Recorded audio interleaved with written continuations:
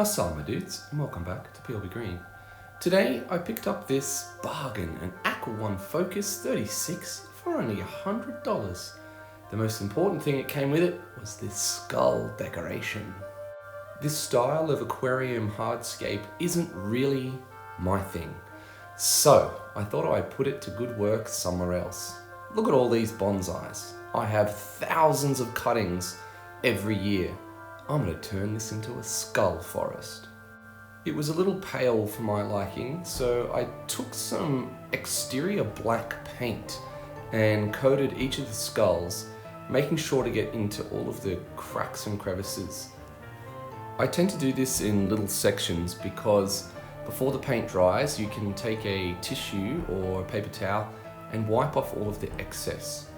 What ends up happening is all of the black paint that's left behind gets caught in all of the little divots, and it gives more of a textured look to the surface. Now I'm completely aware that once planted, I probably won't be able to repot these little cuttings because all of the roots will be inside the skull structure. I'm okay with that though. Let's see where it takes us. I want to make sure that the skulls are permanently attached to this ceramic dish, so I'm gluing in some model foam using some Araldite. This 2-part adhesive is super strong and it's designed for both interior and exterior use. I've used it on some projects before with bonsais and they're still holding up strong years later. I placed the skull pile just off center to try and abide by the thirds rule, and 5 hours later it was stuck tight. Now it's time to start planting these cuttings. I used some fiberglass mesh to cover the drainage holes and kept them in place with a little bit of bonsai soil. I filled up the base of the bonsai pot and then I got my seedlings ready. These are pretty fresh seedlings, so they've only got small root bases, but they're established enough to replant and they should do fine once back in soil. These cuttings came from one of my ficus microcarpas. I love ficus microcarpas. They grow like crazy, they grow aerial roots, and they're quite hardy. I worked my way around the structure and just shoved the cuttings into eye sockets and jaw holes and cracks in skulls. Dark. When placing each of the trees, I spin them around and make sure that the leaves are kind of parallel with the ground, just to make sure that they're growing in the correct direction and that they look their most natural. Then came the most meticulous part of this entire project, painstakingly filling the void inside the skull sculpture with soil. One little pinch at a time.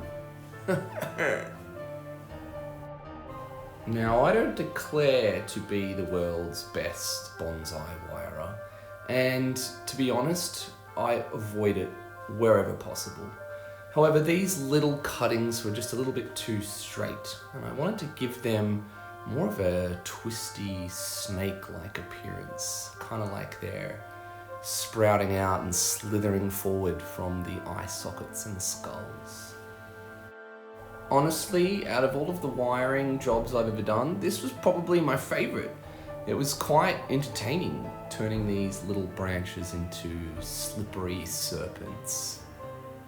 I shaped most of them into an S-like appearance and tried to follow the contours of the skulls. Time for the landscape. I got some terrestrial moss from the footpath outside the front of my house, and I really like the bright green contrast with the black pot and some of the black lava rocks that I've placed around. This is a simple process. All you have to do is build a puzzle-like moss sheet, pushing the little pillows of moss down quite thoroughly into the surface of the soil, just so they have contact with the moisture. And that's it, the finished product. I really like how this turned out. Even though I'm not a massive fan of these resin builds that you see inside aquarium fish tanks, I think this was a really cool use for one that I got for free. I've always wanted to make a bonsai growing on a skull or out of a skull, and this turned out really cool. My future vision for this project is for the microcarpas to grow lots of aerial roots that trail down the skull pile in between the gaps and outside of some of the other eye sockets. I want it to look really Halloween-y and Tim Burton-y. It's a bit of a gimmick bonsai forest, but gee, it was so much fun to build. Thanks for watching, guys. I'll keep you updated on this one.